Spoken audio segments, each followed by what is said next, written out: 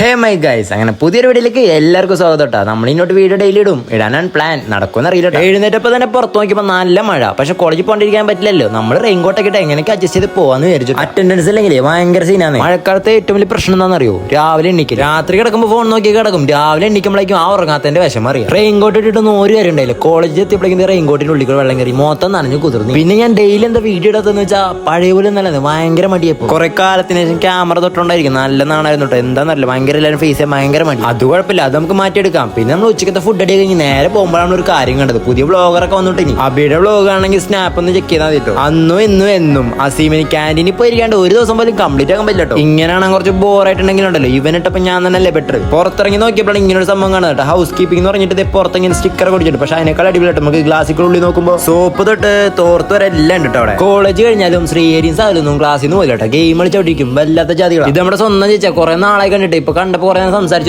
പിന്നെ നമ്മൾ നേരെ വെച്ചു പിടിച്ച് അങ്ങോട്ട് വീട്ടിലേക്ക്. ഇന്നത്തെ പരിപാടി കഴിഞ്ഞു. ഇനി തൊട്ടെങ്കിലും മര്യാദയ്ക്ക് ഞാൻ വീഡിയോ ഇടാൻ ശ്രമിക്കാട്ടോ. നിങ്ങൾ കൂടെ ഉണ്ടായാൽ മതി. കൂടെ ഉണ്ടാവുന്ന അറിയാം. ഇനി നാളെ കാണാം.